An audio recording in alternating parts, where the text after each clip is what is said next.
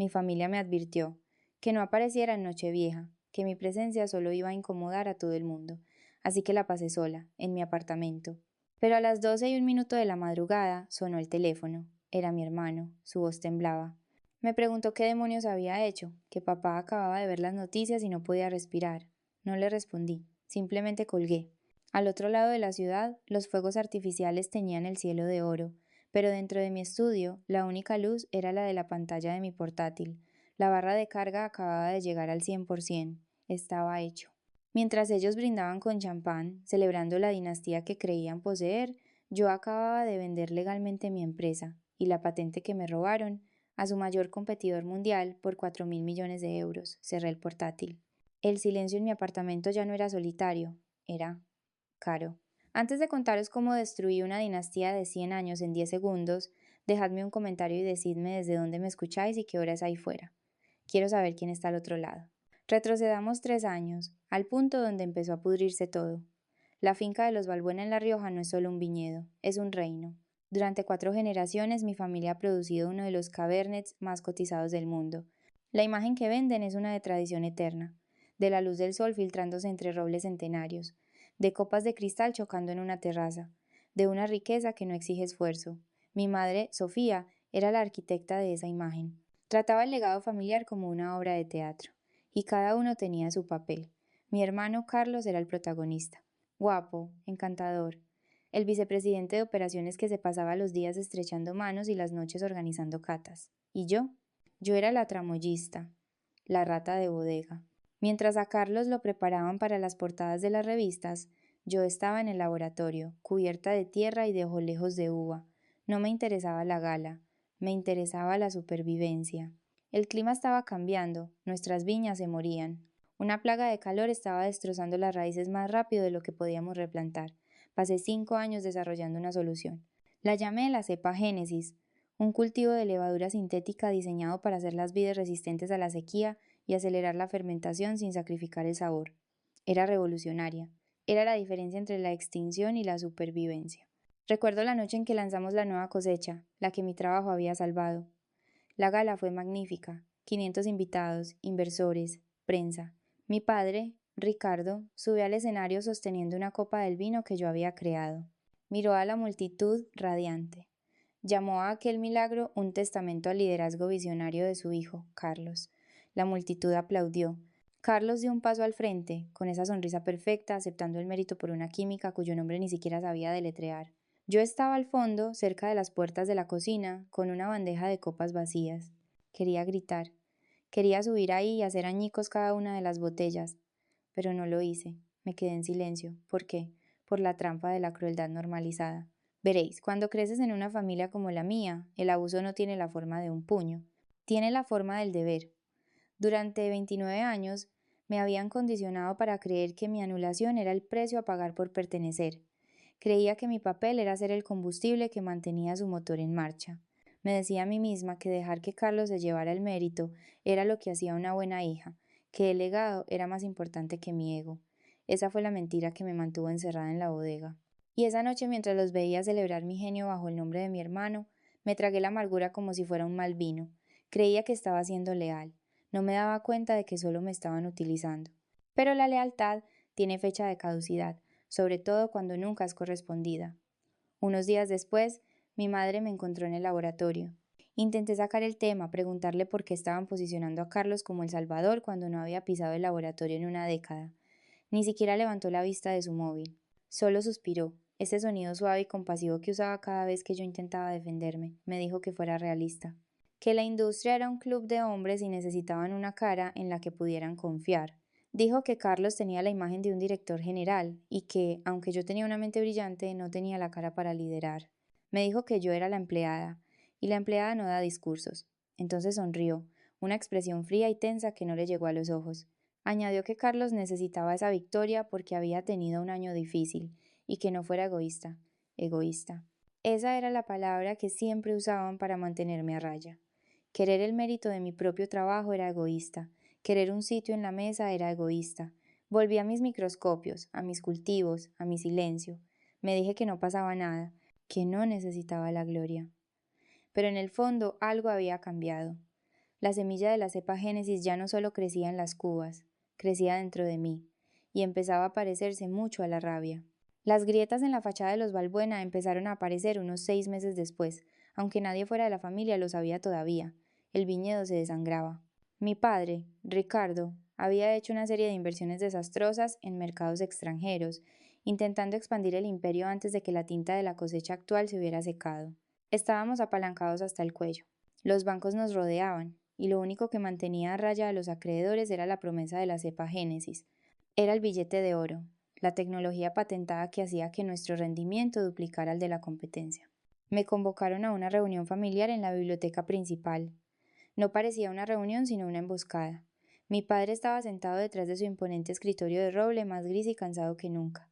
Carlos se apoyaba en la repisa de la chimenea removiendo un brandy, con aire aburrido. Mi madre caminaba de un lado a otro. Cuando entré, el aire en la habitación era denso, asfixiante. Mi padre me ordenó que me sentara. Deslizó un grueso documento por la mesa hacia mí. Me dijo que estaban reestructurando los activos de la empresa para asegurar la nueva línea de crédito que necesitaban, y que el banco exigía que toda la propiedad intelectual se consolidara bajo el holding de la compañía. Me dijo que necesitaban que le cediera todos los derechos de la patente de la cepa Génesis. Miré el documento. No era solo una transferencia de derechos, era una abdicación. Asignaba la propiedad irrevocable y exclusiva de mi investigación, mis fórmulas, el trabajo de mi vida a Bodegas Balbuena S.A. Eliminaba mi nombre del registro de la patente por completo. Les dije que el documento decía que estaba renunciando a todo, que no tendría ningún derecho sobre la tecnología que yo había creado. Carlos hizo un gesto displicente con la mano, diciendo que era una formalidad por el bien de la finca, que los bancos querían líneas de propiedad claras y que todo quedaría en familia. Le rebatí que no era solo papeleo, que era mi única base y mi carrera, que si firmaba eso, me convertiría en una empleada a la que podían despedir mañana quedándose con mi trabajo. Mi madre me espetó, preguntando por qué iban a despedirme si era de la familia. Dijo que se trataba de proteger nuestro legado, recordándome que mi padre había trabajado toda su vida por ese viñedo. Me preguntó si de verdad iba a dejar que una pequeña cosa como el ego se interpusiera en nuestro camino. Ahí estaba otra vez, el uso de la palabra a nosotros como un arma, la exigencia de que me prendiera fuego para mantenerlos a ellos calientes. Miré a mi padre. No me sostenía la mirada. Tenía la vista fija en un punto de la pared, la mandíbula apretada. Sabía lo que estaban pidiendo, sabía que era un robo, pero estaba demasiado desesperado para detenerlo. Me negué a firmar. Les dije que estaría encantada de licenciarles la tecnología para uso exclusivo, pero la patente se quedaba a mi nombre. Carlos dejó de remover su copa. La posó en la repisa con un chasquido seco. Me dijo que eso no era una opción, que necesitaban el activo en sus libros, en propiedad total, para el impulso en la valoración que una licencia no les daría. Me levanté y les dije que buscaran otra forma de arreglar sus finanzas, porque no pensaba regalarles mi cerebro. Mi madre dejó de pasear y se giró hacia mí, su rostro transformado. La máscara de la matriarca preocupada se deslizó, revelando algo mucho más afilado debajo. Si se ve que no me habían criado para ser una avariciosa, que me lo habían dado todo, el laboratorio, la educación, la vida. Dijo que se lo debía y que firmaría ese papel o me arrepentiría. Salí de aquella biblioteca sin mirar atrás. Me temblaban las manos, pero mi mente estaba clara. Había trazado una línea en la arena. Lo que no sabía entonces era que, al hacerlo, acababa de empezar una guerra. La guerra no empezó con gritos, empezó con susurros. Cuando me negué a firmar, la familia no me atacó directamente. Cambiaron de táctica, empezaron una campaña de desprestigio, empezó lentamente. Entraba en una habitación y las conversaciones se detenían. Miembros del consejo que antes me saludaban con afecto de repente evitaban mi mirada. Empecé a oír rumores entre el personal. El encargado del viñedo me preguntó una mañana si estaba bien, que Carlos le había comentado que estaba teniendo episodios. Estaban manipulando a toda la empresa, pintando un retrato de mí como alguien inestable, histérica y sobrepasada por el trabajo. Les dijeron a los inversores que la razón por la que la patente aún no se había transferido era porque estaba sufriendo una crisis de salud mental y no era competente para firmar documentos legales. Era brillante, malvado y efectivo. Me estaban aislando, destruyendo mi credibilidad para que, si intentaba hablar, nadie me creyera. Luego vino la reunión con la directora de Recursos Humanos. Deslizó una carpeta sobre la mesa, diciéndome que estaban preocupados por mi carga de trabajo y que mi madre temía que estuviera al borde del colapso. Creían que lo mejor era que me tomara un permiso sabático obligatorio. Me estaban echando. Le dije que no estaba agotada, que estaba perfectamente y que seguía trabajando. Ella no estuvo de acuerdo y me comunicó que mi acceso al laboratorio quedaba suspendido hasta nuevo aviso, por mi propia salud. Esa noche, al llegar a casa, me encontré a mi padre sentado en mi salón. Tenía una llave. Parecía frágil, le temblaban las manos. Me dijo que teníamos que acabar con esto, que el banco iba a ejecutar el préstamo. Si no tenían la garantía para el viernes, entrarían en suspensión de pagos y lo perderían todo. La finca, 4 generaciones. Me miró con lágrimas en los ojos y me preguntó si quería ser yo quien lo matara todo, la razón por la que mi madre perdiera su casa y él muriera como un fracasado. Era el chantaje emocional definitivo. Estaba colocando el peso de un siglo de historia sobre mis hombros. Susurré que no podía firmar, que no estaba bien. Su voz se endureció. Me dijo que si no firmaba, Carlos iba a solicitar que me declararan incapacitada legalmente, que ya tenían los médicos preparados y declaraciones juradas del personal sobre mi comportamiento errático. Me dijo que se quedarían con la patente de todos modos y que destruirían mi reputación en el proceso, asegurándose de que nunca más volviera a trabajar en la industria. Lo miré fijamente. Mi padre, el hombre que me enseñó a montar en bici, me estaba amenazando con encerrarme en un psiquiátrico para robarme mi trabajo. Sentí que las paredes se cerraban. Me sentí pequeña, atrapada, paralizada. Es la cadena invisible del superviviente. El aprendizaje de la indefensión. Cuando te machacan durante el tiempo suficiente, dejas de creer que puedes abrir la puerta de la jaula. Te bloqueas.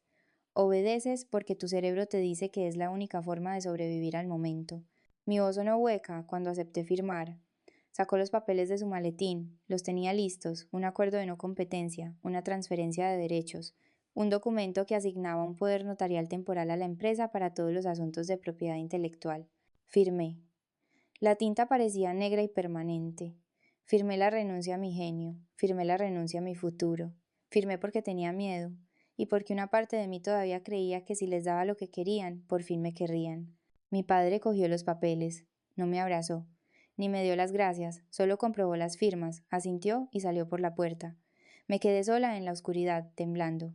Pensé que había perdido, pensé que todo había terminado. No sabía que tocar fondo es solo una base sobre la que empezar a construir. Pasaron los meses. El permiso sabático se convirtió en permanente. Fui borrada, lenta y metódicamente, de la empresa que había ayudado a salvar. Mi tarjeta de acceso dejó de funcionar. Mi correo fue desactivado. Dejaron de invitarme a la cena de la vendimia, luego a la de Navidad. Mi madre me escribió un mensaje diciendo que creían que necesitaba espacio para recuperarme, que era mejor para mi salud. Tenían lo que querían. Ya no necesitaban a la persona, solo el producto. Pasé semanas sumida en una niebla de depresión, viendo desde fuera cómo Carlos daba entrevistas sobre su gran avance. Pero la ira es curiosa. Si la dejas reposar, fermenta. Se convierte en algo potente. Dejé de llorar. Empecé a buscar un abogado. No un abogado de familia, un tiburón. Encontré a Javier. Era un abogado de propiedad intelectual con fama de destruir a matones corporativos. Escuchó mi historia sin interrumpir. Cuando le hablé de la amenaza de incapacitación, entrecerró los ojos. Me dijo que eso era coacción, lo que anulaba el contrato, pero que necesitábamos pruebas y necesitábamos saber qué estaban haciendo realmente con la patente. También llamé a la doctora Sara, mi antigua mentora de la universidad. Era una leyenda en bioquímica. Me dijo que siempre supo que mi familia no me merecía y acordamos investigar.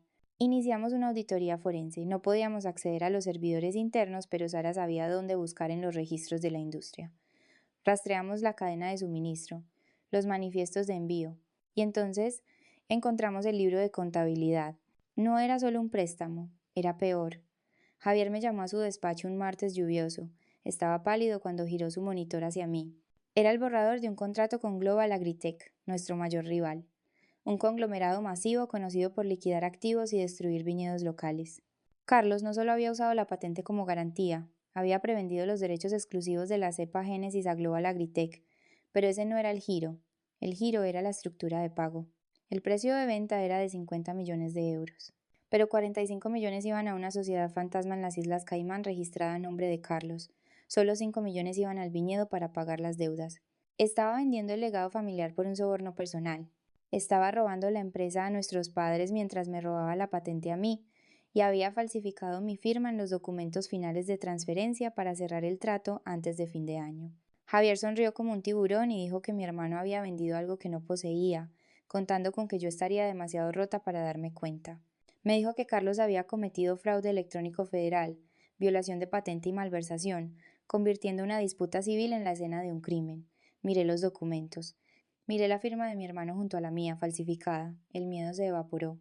La tristeza se desvaneció. Solo quedaba una claridad fría y dura. Creían que yo era la empleada. Creían que era débil. Estaban a punto de descubrir con quién se habían metido. Le pregunté qué debíamos hacer. Javier se reclinó y dijo que no íbamos a demandarle todavía. Íbamos a dejar que caminara directo a la trampa. El acuerdo con Global Agritech se cerraba el 31 de diciembre. Esperaríamos hasta que creyera que había ganado, y entonces lo destruiríamos. Llegó la Nochevieja. Era la noche de la gran gala de los Balbuena, el mayor evento de la temporada. Mi familia había tirado la casa por la ventana. La mansión estaba iluminada como un faro, un castillo dorado sobre una colina de mentiras. El camino de entrada estaba lleno de coches de lujo, un desfile de riqueza que se extendía por casi medio kilómetro. Dentro, Carlos, de esmoquín, era el centro de atención con una copa de champán, preparándose para anunciar la asociación estratégica que supuestamente salvaría el viñedo. Sonreía, estrechaba manos, disfrutando de la adoración de una sala a la que había engañado. No tenía ni idea de que estaba de pie sobre una trampilla. Yo estaba en mi apartamento, a unos 8 kilómetros de allí. No llevaba un vestido de gala, llevaba un pantalón de chándal. Tenía una botella de vino barato en mi escritorio y el portátil abierto. El brillo de la pantalla era la única luz en la habitación. Javier estaba en el altavoz, la doctora Sara en una videollamada, su rostro serio pero decidido. Estábamos listos, Javier dijo que era la hora. El reloj de mi pantalla marcaba las 11:55 de la noche. Abrí el portal seguro del programa de denuncias de la Comisión Nacional del Mercado de Valores. Mi mano no tembló, subí el informe forense, las firmas falsificadas, los detalles de la sociedad fantasma en Las Caimán. Las transferencias bancarias que mostraban los 45 millones de euros moviéndose a la cuenta personal de Carlos. Luego abrí una segunda ventana. La prensa especializada. Habíamos redactado la nota de prensa días antes, acusando al vicepresidente de Bodegas Balbuena de fraude multimillonario y robo de propiedad intelectual.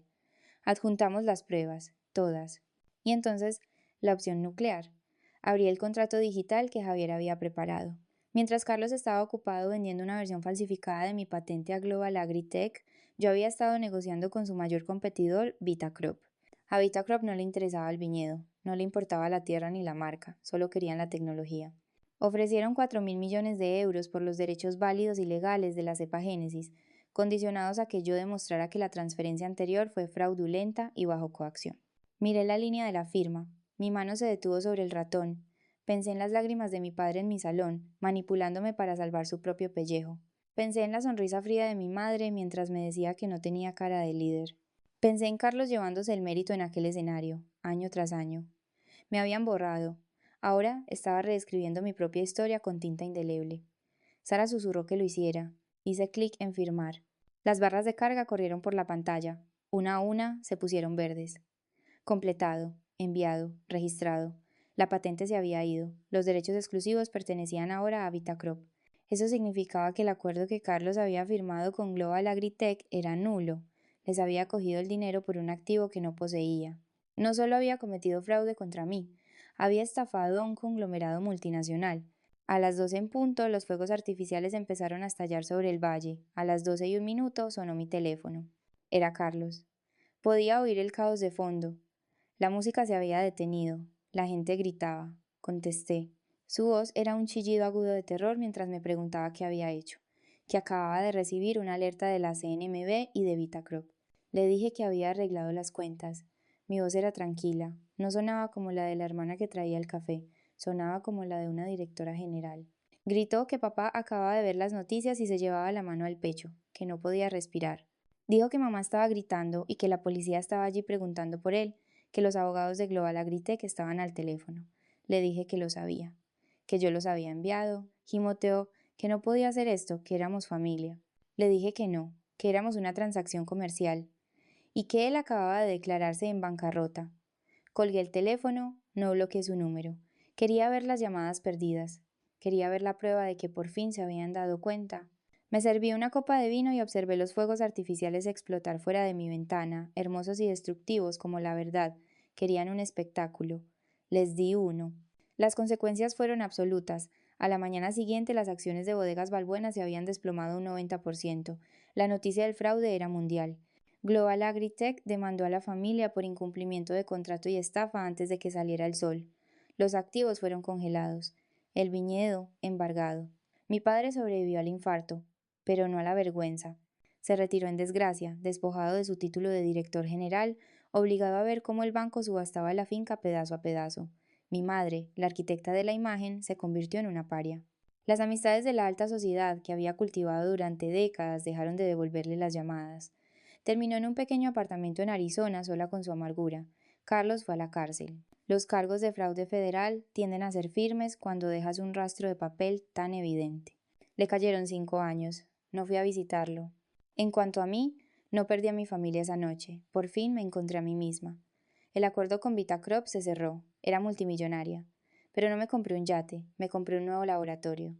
Creé la Fundación Génesis, un programa de becas para mujeres científicas en la agricultura que habían sido ignoradas, expulsadas o a las que les habían robado su trabajo. Sentada en mi nuevo despacho, con vistas a un viñedo que por fin era mío, no por herencia, sino por compra, sorbí mi café. El silencio era denso, pero no estaba vacío. Estaba lleno de posibilidades. Entonces me di cuenta de que durante años había estado esperando a que ellos me dieran permiso para existir. Había estado esperando una disculpa que nunca iba a llegar. Me había aferrado a una cuerda que me quemaba las manos, aterrorizada de soltarla porque pensaba que me caería. Pero no me caí, volé. Abrí mi portátil una última vez. Escribí una carta. No para mi familia, para vosotros. Para todos los que alguna vez se han sentido extraños en su propia casa. Para todos a los que les han dicho que son demasiado, o no lo suficiente, o simplemente la ayuda. Para todos los que estáis manteniendo la paz a costa de vuestra alma, parad. No les debéis vuestro fuego, no les debéis vuestro genio.